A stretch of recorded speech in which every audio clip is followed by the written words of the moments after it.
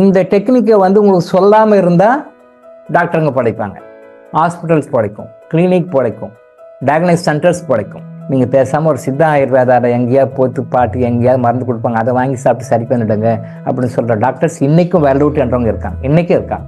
ஒரு நபரை வந்து தனிப்பட்ட முறையில் என்னுடைய ஹாஸ்பிட்டலுக்கு வான்னு சொல்லிட்டு தவறு.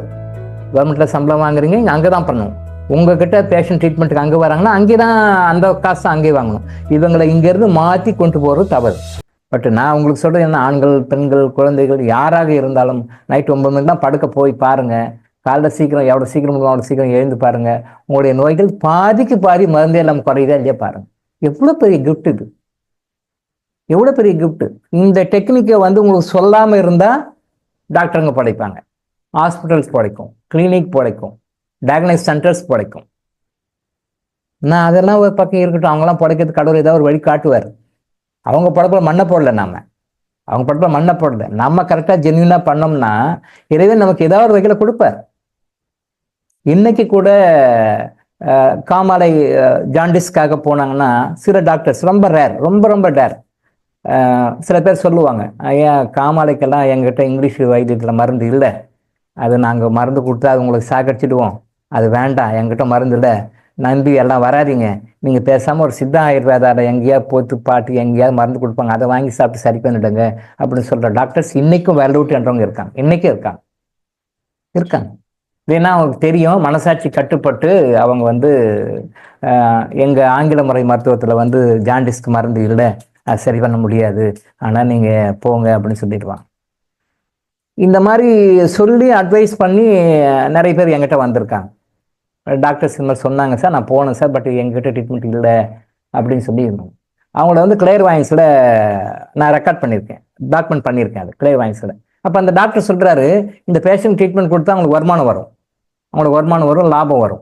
பட் அந்த வருமான லாபத்தெல்லாம் விட்டுட்டு அவங்க நல்லா இருக்கணுன்றதுக்காக வெல்விஷராக அதை வந்து விடுறாரு. அப்போது அந்த கன்சர்ன் பேஷண்ட் கிட்ட வர வேண்டிய கன்சல்டேஷன் ஃபீஸு, அந்த கன்சர்ன் பேஷண்ட் மூலமாக அவருக்கு வர வேண்டிய வருமானம் குறையுது. பட் இறைவன் பார்க்குறாரு, ஓ நீ வந்து இவங்களை பயன்படுத்தி காசு வாங்கணும் சம்பாதிக்கணும்னு நினைக்காம ஒரு ஆஸ் ஏ வெல்விஷராக நீ சொல்கிற பார்த்தியா, நீ வந்து ஒரு சித்த மருத்துவர்கிட்ட போ, ஆயுர்வேத மருத்துவர்கிட்ட போ, ஜாண்டிஸ்க்கு அங்கே தான் மருந்து இருக்குது, ஆங்கில முறை மருத்துவர் மருந்து இல்லை அப்படின்னு சொல்கிற பார்த்தியா, அதுக்கு ஹானர் பண்ணி இந்த கன்சர்ன் பேஷண்ட் கிட்ட ஒரு 1000 ரூபாய், ஒரு எக்ஸாம்பிளுக்காக பாரு ஒரு அண்டர்ஸ்டாண்டிங், ஒரு 1000 ரூபாய் அவருக்கு கிடைக்குது அப்படின்னா 10,000 ரூபாயாக அவருக்கு ஏதாவது வகையில் ஆசீர்வாதத்தை பாடுக்கு வர வச்சு கொடுத்துருக்காரு. நான் டாக்குமெண்ட் பண்ணியிருக்கேன், ரெக்கார்ட் பண்ணியிருக்கேன், கிளை வாய்ஸில் பார்த்து கன்ஃபார்மாக ரெக்கார்ட் பண்ணியிருக்கேன். அவருக்கு தெரியாது, அவர் யதார்த்தமாக சொல்லிட்டார், நீங்கள் போங்கம்மா அங்கே போய் ட்ரீட்மெண்ட் எடுங்க, யாராவது ஒரு டாக்டர் கிட்ட பாருங்கள், சித்தாவோ ஆயுர்வேதா பாருங்கள், அதை போய் போக வேண்டான்னு சொல்லி அனுப்புகிறாரு. அவருக்கு வருமானம் லாஸ். பட் அங்கே இறைவன் பார்க்குறாரு, தங்கிட்ட வந்த பேஷண்ட்டை வந்து பணம் பண்ணணும், காசு பண்ணணும்னு நினைக்காம உண்மையை சொல்லி அனுப்புகிறார் பார்த்தியா. அதுக்காக இவர் சப்போஸ் அந்த பேஷண்ட் ட்ரீட்மெண்ட் கொடுத்தா கன்சல்டேஷன் ஃபீஸு ப்ளஸ் மெடிசன்ஸு சார்ஜஸ்ன்னு போட்டு ஒரு 1000 ரூபாய் அவர் சம்பாதிக்கிறாருன்னு வச்சுக்கோங்களேன், இல்லை ஒரு 2000 சம்பாதிக்கிறாருன்னு வச்சுக்கோங்க. அது மாதிரி குறைஞ்சபட்சம் 10 மடங்கு இறைவன் ஏதாவது ஒரு வகையில் அவர் ஆசீர்வாதம் பண்ணி கொடுத்துருக்கிறார். ரெக்கார்ட் பண்ணியிருக்கேன். எஸ், கடவுள் என்னைக்கும் கரெக்டாக அவர் செஞ்சிருவார். நம்ம கேட்கணுன்ற அவசியம், நம்ம கரெக்டாக செய்யணுமான்றதான் முக்கியம். அதே நேரத்தில் நீங்கள் ஆயுர்வேதா சித்தாலாம் போகாதீங்க, நீங்கள் எங்கிட்ட வாங்க, எங்கிட்ட அவ்வளோ அருமையான ட்ரீட்மெண்ட் இருக்குது, சூப்பரான ட்ரீட்மெண்ட்லாம் இருக்குது, நாங்கள் காப்பாற்றிடுறோம் அப்படின்னு சொல்லிட்டு ஜென்ரல் கவர்மெண்ட் ஹாஸ்பிட்டலில் ஜென்ரல் வார்டில் இருந்த ஜாண்டிஸ் பேஷண்ட்டை அவருடைய சொந்த ஹாஸ்பிட்டலுக்கு, அமிஞ்சிக்கரையில் இருக்கிற அவருடைய ஓன் சொந்த ஹாஸ்பிட்டலுக்கு வர வச்சு அவருக்கு ட்ரீட்மெண்ட் கொடுத்து அவரை சாகடிச்சு டெட் பாடியை ஊருக்கு அமிச்சாரு. அவர்கிட்ட இருந்து இயற்கை எப்படி பணம் எடுத்துன்னு நான் டாக்குமெண்ட் பண்ணியிருக்கேன். அவர் கவர்மெண்ட் டாக்டரு, கவர்மெண்ட் ஹாஸ்பிட்டலில் ஒர்க் பண்ணுறாரு, ஜிஹெச்சில் ஒர்க் பண்ணுறாரு, ஜாண்டிஸ்க்காக போகிறாங்க, அங்கே ட்ரீட்மெண்ட் கொடுக்குறாங்க போது பர்சனலாக ஒரு நாள் சொல்கிறாரு, இங்கே ஜாண்டிஸில் ட்ரீட்மெண்ட்லாம் வந்து கவர்மெண்ட் ஹாஸ்பிட்டல் ஒரு லிமிட்டாக தான் கொடுப்போம், ஒரு லிமிட்டடாக தான் மருந்து கொடுப்போம், இவ்வளோ தான் எங்களால் செய்ய முடியும், அதுக்கு மேலே செய்ய முடியாது. பட் நீங்கள் என்னுடைய ஹாஸ்பிட்டல் அமிஞ்சிக்கரையில் ஈவரப்பதியார் ரோட்டில் இருக்குது, அந்த ஹாஸ்பிட்டலுக்கு வந்துடுங்க, அட்மிட் ஆகிடுங்க, நீங்கள் அங்கேருந்து பக்கவாக ட்ரீட்மெண்ட் கொடுத்து நான் பண்ணுறேன் அப்படின்னு சொல்லிட்டு இங்கிருந்து டிஸ்சார்ஜ் பண்ண வச்சு அங்கே கொண்டு போய் அவங்க ஹாஸ்பிட்டலில் போய் அவர் ட்ரீட்மெண்ட் கொடுத்து அப்பயும் சொல்கிறாரு, இல்லை சார் ஜாண்டிஸ்னா வேற எங்கெல்லாம் ட்ரீட்மெண்ட் எடுத்துக்கலாம் பார்க்குறோம் சார், ஏன்னா நிலம 4 நாள் மோசமாகிட்டு தான் போகுது, நல்லா ஒஸ்ட் ஆகிட்டு தான் போகுது, வேற பண்ண அதெல்லாம் இல்லை, நாங்கள் காப்பாற்றிடுறோம், இல்லை சித்தா அவங்களாம் போலி டாக்டருங்க, அதெல்லாம் போலி, அங்கெல்லாம் போகாதீங்க, அதெல்லாம் வேஸ்ட்டு, அவங்களாம் கொண்டுடுவாங்க, நாங்கள் தான் உங்களை காப்பாற்றுவோம் அப்படின்னு சொல்லிட்டு அவரை பிரெயின் வாஷ் பண்ணி ஹாஸ்பிட்டலில் கொண்டு போய் வச்சு 5 லட்ச ரூபாய் செலவு பண்ண வச்சு கடைசியில் டெட் பாடியை தான் ஊருக்கு அமுச்சு விட்டாங்க. டெட் பாடியை ஊருக்கு அமுச்சு விட்டாங்க. இந்த கேஸு இதை மாதிரி நிறைய கேஸு, இந்த கேஸையும் நான் ரெக்கார்ட் பண்ணி அதை வந்து கிளியர் வாய்ஸில் பார்த்து கன்ஃபார்ம் பண்ணியிருக்கேன். இது அவருடைய பாவகர்மா. முதல்ல கவர்மெண்ட் ஹாஸ்பிட்டலில் வேலை செய்யும் போது ஒரு நபரை வந்து தனிப்பட்ட முறையில் என்னுடைய ஹாஸ்பிட்டலுக்கு வான்னு சொல்லிட்டு தவறு. கவர்மெண்ட்டில் சம்பளம் வாங்குறீங்க, இங்கே அங்கே தான் பண்ணணும். உங்ககிட்ட பேஷண்ட் ட்ரீட்மெண்ட்டுக்கு அங்கே வராங்கன்னா அங்கே தான் அந்த காசு அங்கே வாங்கணும். இவங்களை இங்கேருந்து மாற்றி கொண்டு போகிறது தவறு. கவர்மெண்ட் ஹாஸ்பிட்டலுக்கு ஒரு பேஷண்ட் வந்திருக்காரு, அவர் நீங்கள் எங்கிட்ட வாங்க அப்படின்னு சொல்லி கொண்டு போகிறது தவறு, கண்டிப்பாக தவறு. கடவுளுக்கு பனிஷ்மெண்ட் கண்டிப்பாக கொடுப்பார். ஸோ அங்கே போயிட்டு ஒரு ராங்காக ட்ரீட்மெண்ட் கொடுத்து ஒரு 5 லட்ச ரூபாய் 10 லட்ச ரூபாய்க்கு பக்கம் நிறைய பில் பண்ணி கடைசி டெட் பாடியை அனுப்பிச்சிட்டேன். இதுக்கும் பனிஷ்மெண்ட். அது பனிஷ்மெண்ட் அந்த டாக்டருக்கு வந்தது. அவங்க குடும்பத்தில் வேறு சில பேருக்கு சில ஆக்சிடென்ட்டை கொண்டு வந்து இந்த பணத்தை மாதிரி பல மடங்கு வசூல் பண்ணிச்சு. அந்த டாக்டருடைய ஃபேமிலியில் ஒரு ஆக்சிடென்ட்டு, அந்த ஆக்சிடென்ட்டை கொண்டு வந்து இவர் எங்கிட்ட சம்பாதிச்சார் இல்லையா, இது மாதிரி 3 மடங்கு 4 மடங்கு செலவு பண்ண வச்சு காசு போயிடுச்சு.